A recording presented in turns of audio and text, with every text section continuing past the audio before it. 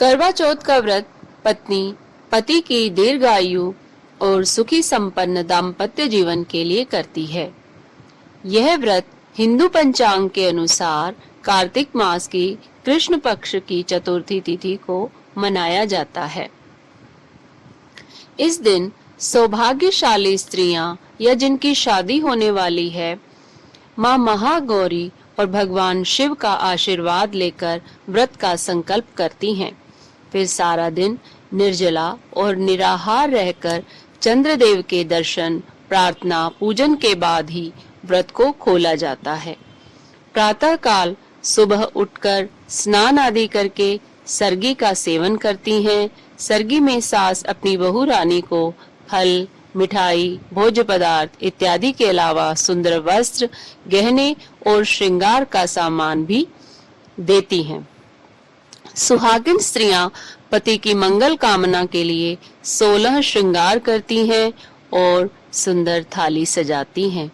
इसमें करवा, मिट्टी, स्टील, चांदी, कोई भी आटे से बना दिया, बाती, फल, मिठाई, मीठी मट्ठियां, वस्त्र और धनराशि पोये के रूप में सासू माँ को दी जाती है और आशीर्वाद प्राप्त करती है।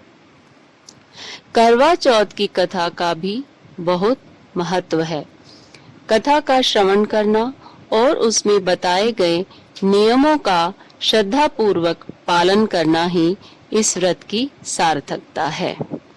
करवा चौथ व्रत कथा। बहुत समय पहले की बात है। वीरवती नाम की राजकुमारी थी और उसके 7 भाई थे। जब वह बड़ी हुई तो उसकी शादी एक राजा से हुई। शादी के बाद जब करवा चौथ का व्रत आया तो वह मायके में थी। वीरावती ने परंपरा के अनुसार जब कार्तिक मास की कृष्ण पक्ष की चौथ आई तो व्रत का संकल्प किया।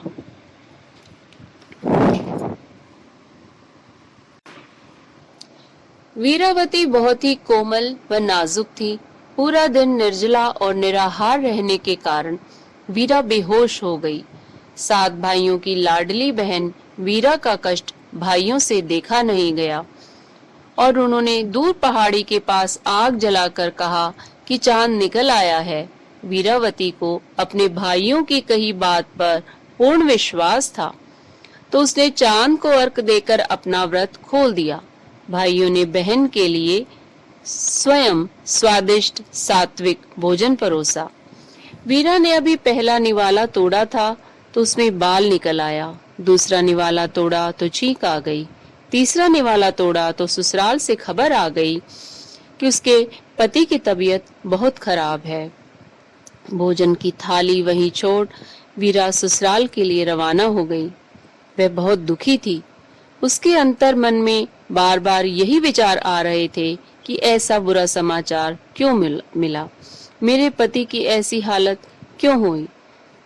तब जब उसे सत्य बात पता चलती है तो वह ईश्वर से प्रार्थना करती है, हे विघ्न विनाशन गणेश जी की माता महागौरी और भगवान शिव शंकर की अर्धांगिनी, मेरे से भूलवश किया गया अपराध क्षमा करो। मेरे द्वारा व्रत में की गई अवहेलना की सजा मेरे पति को मत दो।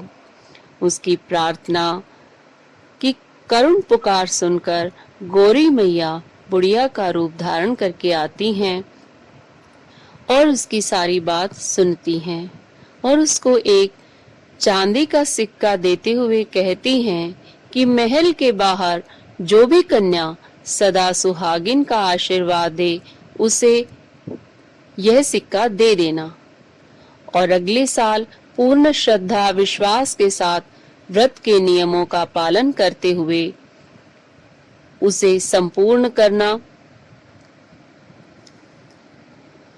ऐसा कहकर माता पार्वती उसे धीरज बंधाकर वहां से चली जाती हैं। वीरा कुड़ी अपने ससुराल पहुंच गई तो महल के द्वार पर उसे एक कन्या मिलती है जो उसे सदा सौभाग्यवती भव का आशीर्वाद देती है।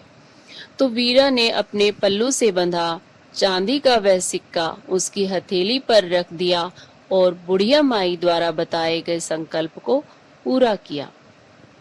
वीरा महल में दौड़ी दौड़ी गई तो उसने देखा राजा बेहोश है और उसके सारे शरीर में सुइयां चुभी हुई हैं। अनजाने में ही सही, वीरा ने व्रत के दौरान सुई, कशीदे, कढ़ाई का काम किया था। इस कारण से उसके पति को कांटे की बीमारी हो गई थी। वीरा हर रोज सुइयां निकालती। इस तरह पूरा साल बीत गया और अगले साल फिर करवा चौथ का व्रत आया है।